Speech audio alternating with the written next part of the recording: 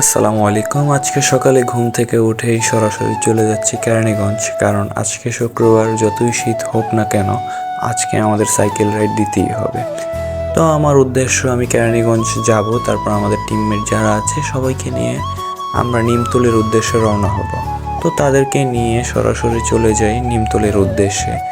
তো এত পরিমাণ কুয়াশা পড়েছিল যে মনে হচ্ছিল কোনো মেঘের রাজ্যে আমরা হারিয়ে যাচ্ছি, এবং সামনের দিকটাও ভালো মতো দেখা যাচ্ছিল না। যেহেতু আমি নারায়ণগঞ্জ সারাপাড় থেকে রওনা হয়েছিলাম, তো মোটামুটি আমার একটা চায়ের ব্রেকের প্রয়োজন ছিল।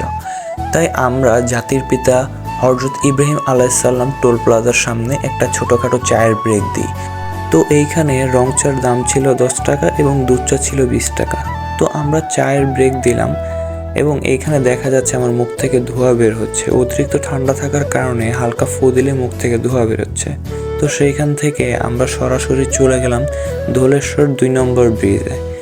আর এইখানে দেখা যাচ্ছে আমাদের নীলপরি এবং আমার লাল্লো, দুজনকে ভালোই মানিয়েছে একসাথে, লাল এবং নীল। আর এইখানে দেখা যাচ্ছে আমাকে। তো আমার সাথে যে 3 জন ছিল তারা ব্রিজে ওঠার সাথে সাথেই ফটো সেশন শুরু করে, এবং ব্রিজ থেকে নদীটাকে একবারেই দেখা যাচ্ছিল না, অতিরিক্ত কুয়াশা থাকার কারণে নদীটা একবারে ঢেকেছিল।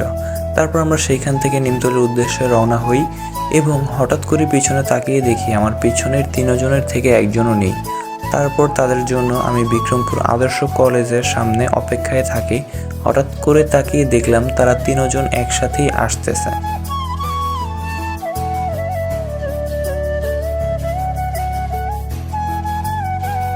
তো তাদের 3 জনকে নিয়ে আবারও শুরু করি রাইড, এবং আমাদের মূল উদ্দেশ্য ছিল আমরা নিমতলি হয়ে গ্রামীণ পরিবেশে কিছুক্ষণ অফরোডিং করে কোনাখোলা হয়ে আমরা আমাদের নিজ নিজ বাড়িতে ফিরে যাব।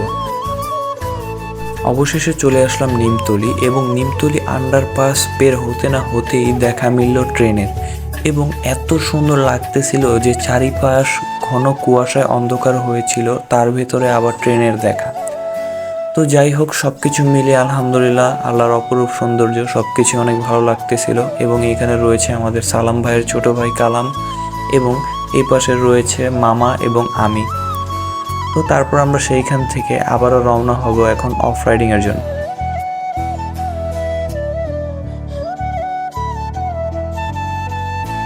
তারপর আমরা চলে আসলাম আমাদের অফরোডিংয়ের রাস্তায়। এইখানে রাস্তা যতটাই ভালো দেখা যাচ্ছে, কিন্তু আসলে রাস্তাটা এত ভালো নয়। যতই সামনের দিকে এগোচ্ছিলাম ততই রাস্তা আরও খারাপ হচ্ছিল, এবং আল্লাহর অপরূপ সৌন্দর্য দেখতে দেখতে আমরা সামনের দিকে এগিয়ে যাচ্ছিলাম। এবং আমার নীলপরিটার সাথে আমি কিছু ভিডিও এবং ফটো সেশন করি। তারপর দেখা মিলল একটি মসজিদের, যেটা কিনা আমার খুবই ভালো লেগেছে, গ্রামীণ পরিবেশে এত সুন্দর একটি মসজিদ। তারপর আমরা আবার শুরু করি অফরোডিং বললে ভুল হবে, সেখানে রাস্তার কাজ চলমান ছিল। যাই হোক, হঠাৎ করে মামার সাইকেলের প্যাডেলটি ভেঙে যায়, এবং আমরা খুব বিপদে পড়ে যাই। অন্যান্য দিন আমরা যন্ত্রপাতি সাথে নিয়ে ঘুরি, কিন্তু আজকে যন্ত্রপাতি সাথে কেউই আনেনি। এবং রাস্তার কাজ চলমান থাকাতে এখানে রোড রুলারের যে মামাটি ছিল, সে যন্ত্রপাতি নিয়ে এসে বসে পড়ে আমাদের সাইকেল ঠিক করতে। আর আমাদেরও ধরতে দিচ্ছিল না, সে স্ব-ইচ্ছায় নিজে নিজেই সব ঠিক করতেছিল। তো যাই হোক, মামাকে অসংখ্য ধন্যবাদ জানাই আমাদের এই বিপদের সময় এগিয়ে আসার জন্য। তো সাইকেলটি ঠিক হওয়ার পরে আমরা সকলেই আবার রাইড শুরু করি, এবং আমাদের এখন গন্তব্য হচ্ছে কোনাখোলা।